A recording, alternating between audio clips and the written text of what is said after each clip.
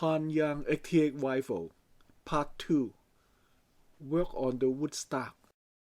As mentioned in my last video, the wood stock of this old Hanyang 88 rifle had many scratches and dents. Some scratches were quite deep. There were also a few spots where wood chipped away. There was also a small crack where the rifle tank met the wood stock. Finally, there was a long crack in the upper handguard that almost split it in half.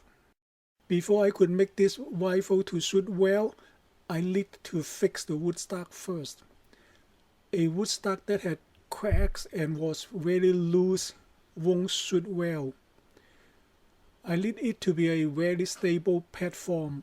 I found that the wood stock was quite dirty, and I could smell motor oil in the wood stock.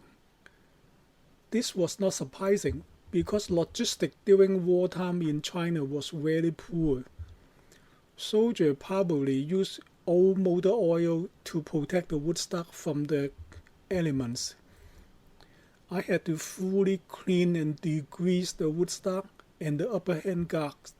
After I fully cleaned and degreased the wood stock, I found that the color of the upper handguard was much lighter than the rest of the wood stock.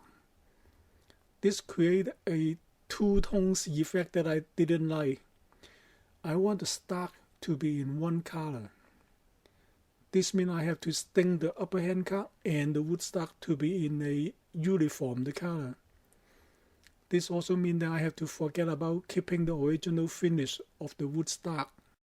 I use chemical stripper on the dark wood stock to see if the dark color may be just dark stain. Unfortunately, the chemical stripper couldn't remove the dark color. I tried to sand away the dark color from the wood. Again, I couldn't sand away the dark color. This showed that the dark color was the original wood color. This means if I want to get rid of the two-tones effect, I have to stain the upper handguard to match the color of the wood stock. Because the original finish in the wood stock would be gone anyway, I could be more aggressive in fixing the wood stock. Before I could apply the dark stain, I need to fix all the scratch and dents first. And before I did anything too aggressive, I first tried something less aggressive. I used hot iron and wet towel to try to raise the wood grain to get rid of the dents on the wood stock. This removed some of the small dents, but this didn't work with scratch and deep dents. I had to sand down the stock to remove most of the small scratch and dents. Some of the dents were too deep and I couldn't sand them away. I had to fill them with shellac mixed with wood dust.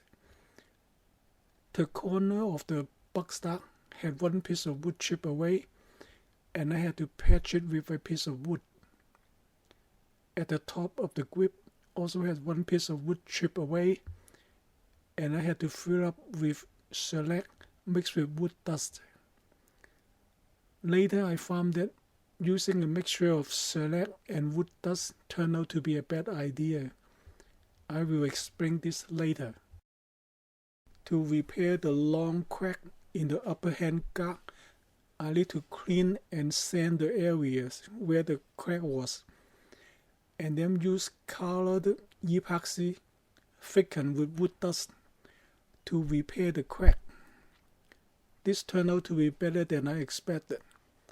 I cannot tell where the crack was. I also found that the screw holes for the butt plate had rotten. I had to drill out the rotten wood and fill up with epoxy, thicken with wood dust, and then drill new holes for the screws. Because I already had the barrel removed from the stock, I took the opportunity to bet the action and free flow the barrel. Betting the action was to make sure the receiver doesn't move under recoil and mess up the shot. Free-throwing the barrel was to make sure the wood stock and the upper handguard don't touch the barrel as much as possible, and the barrel would only be secured at the receiver and at the bayonet notch. Doing this should help the accuracy of the rifle. You may say that doing this for this old rifle is not necessary, because this won't make a difference big enough to make a difference. And you may be right, but I do this to all my rifle as a standard procedure. By the way, this is best to color the bedding material a bit dark, then the bedding material won't stand out. I also found that the bayonet nut was loose. It was caused by the fact that the wood had shrunken. The rifle won't shoot well with a loose bayonet nut, because this is where the barrel is secured to. This has to be fixed. I don't remember how I repaired it. Most likely I add epoxy thickened with wood dust to the wood to make up the difference. Now it is secured. As mentioned previously, I fill some of the dents with shellac mixed with wood dust. This creates a smooth surface, but the wood dust absorbs finish more than the surrounding wood. This tends to darken the area that are filled with shellac and wood dust. I had to hide this effect by staining the wood with dark stain. This makes the wood stock even darker than it was. And then I applied many layers of shellac on the wood stock and the upper handguard. This was to make its surface very smooth.